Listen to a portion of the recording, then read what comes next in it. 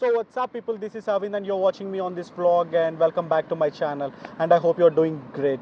So ఇవాళ అయితే మేము బర్డ్స్ ప్యారడైజ్ ఫౌండేషన్ ఎన్జిఓకి అయితే వెళ్దామని ప్లాన్ చేసుకున్నాము. సో అది ఇక్కడ నుంచి లైక్ అరౌండ్ 22 కిలోమీటర్స్. సో నేను నా వైఫ్ ఇద్దరం like we have started now. So అక్కడికి వెళ్ళి like we will show like the different birds అక్కడ ఏమైతే ఉన్నాయి, like I try to like show all the like things అక్కడ ఏమున్నాయి అనేది.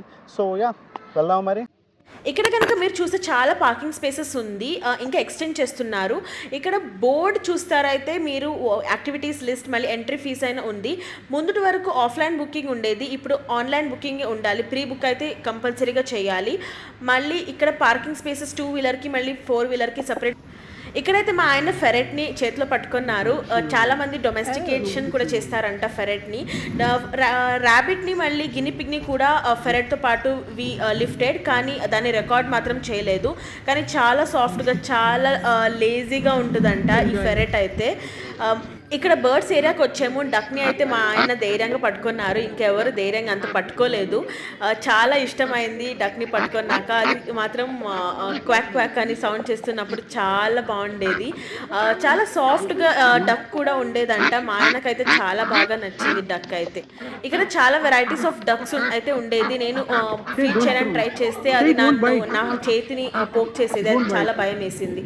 ఇక్కడ స్విచ్ చేస్తే ఆస్ట్రిచ్ అయితే ఉన్నాయి. ఇది one of the largest birds in the world. Almost 85 km/h అయితే రన్ చేసేదంట.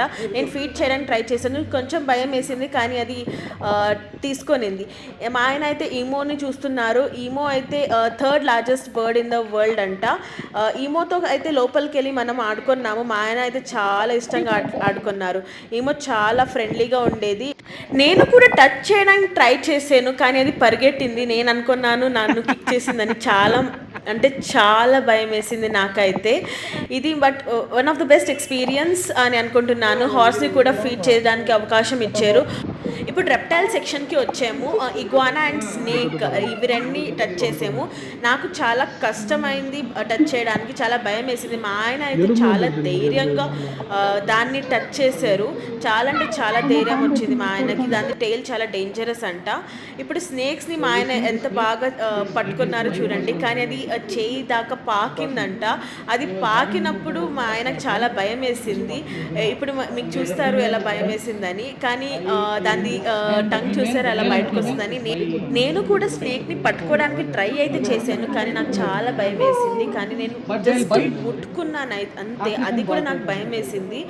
మా ఆయన అయితే ఎలా పాకినా పట్టుకున్నారు కానీ మా ఆయన కూడా భయం వేసింది.